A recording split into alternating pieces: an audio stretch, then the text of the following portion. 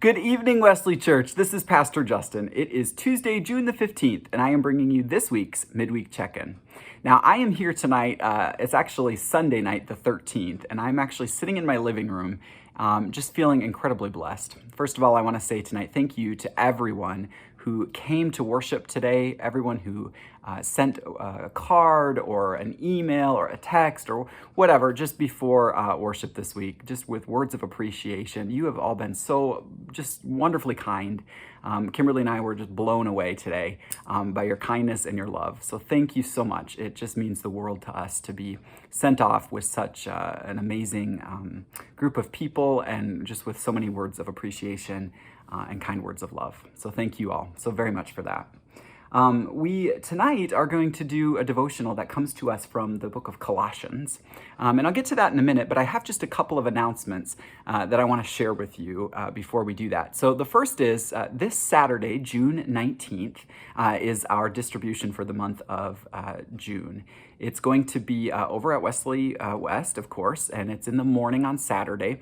But we are always in need of paper goods. So if you have diapers and wet wipes, if you have toilet paper, anything that you'd like to donate paper goods wise, we will take those donations at the church. Now, one thing that's going to change here is we no longer have the drop-off site right outside of the distribution, right outside of the Wesley West building. That has been moved back over to the church now that the church building is open again. So you can drop those off anytime during the day when we have office hours.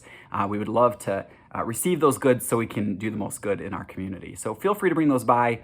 And then as well, if you're interested in helping, I am sure Karen Dodlin would be more than interested in receiving any assistance that you can offer on Saturday morning. So feel free to call into the church office. That number is down there on the bottom of your screen. If you'd like to volunteer, we can get you connected with Karen that way.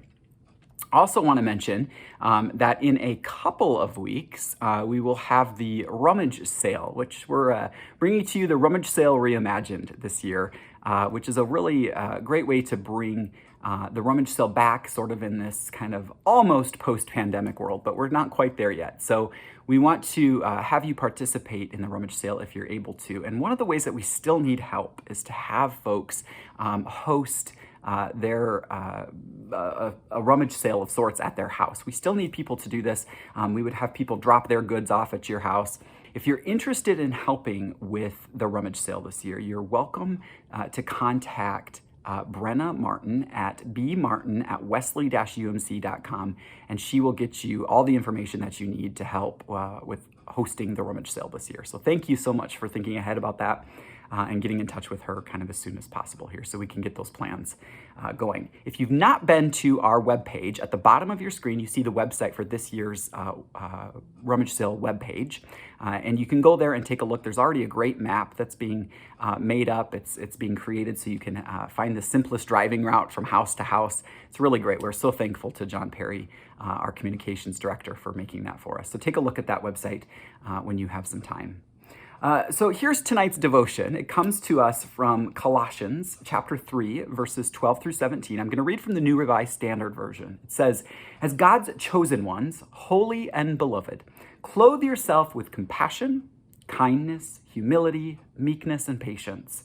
Bear with one another, and if anyone has a complaint against another, forgive each other, just as the Lord has forgiven you. So you must also forgive. Above all, clothe yourselves with love, which binds everything together in perfect harmony. And let the peace of Christ rule in your hearts, to which indeed you were called in the one body, and be thankful.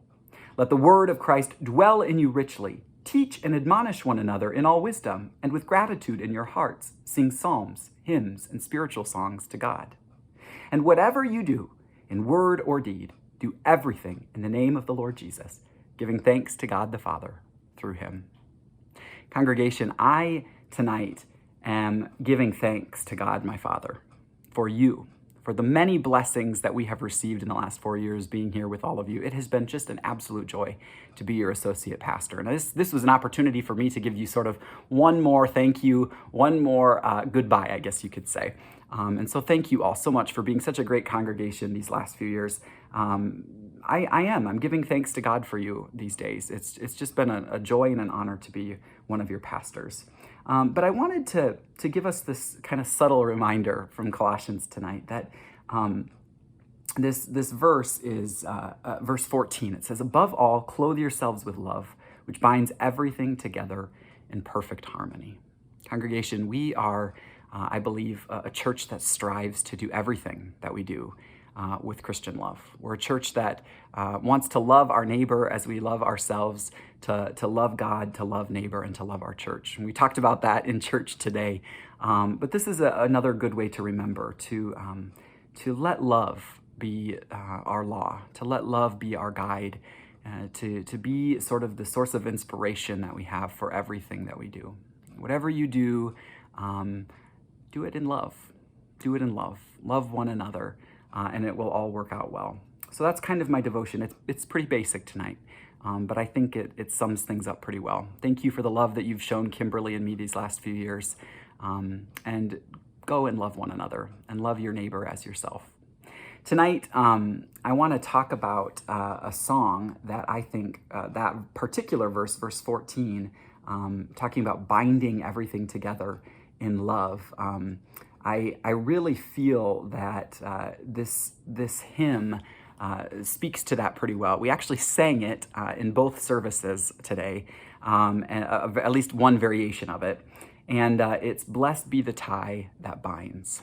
And so tonight, my wife Kimberly is going to sing for you all, "Blessed be the tie that binds," because I think it's just sort of a nice kind of rounding out song when a pastor leaves. As a matter of fact, the original writer of this, John Fawcett, was a pastor. And he wrote this, he penned this for a congregation that he was going to be leaving. He was moving from a small kind of country church to a larger church at the time, and his moving truck, if you will, had arrived, and he was being pleaded with by his people to stay put, to live there a little bit longer, because they couldn't bear to see him go. They loved him, and he loved them. And as a matter of fact, it turns out he ended up turning down the larger church assignment because he loved these people so much and wanted to stay with them. Now, part of me wishes we could do that. I love you all so much, but there is a whole other calling Kimberly and I down in St. Louis. So we will be taking off here in just a few days, but it's just a nice thought that this song kind of encapsulates all of the thoughts that I have tonight, the thoughts of love and gratitude I have for all of you. So blessed be that tie, Jesus Christ, the love that he has for all of us that binds us together in Christian love. So let's go ahead and listen now as she sings that song for us. Thanks, Wesley Church. God bless you, and we'll see you around.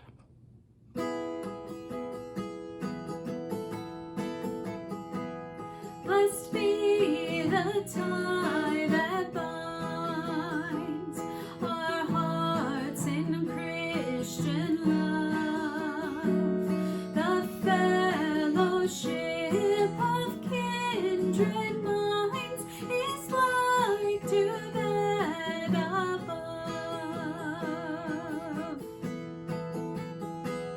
Before our Father's throne, we pour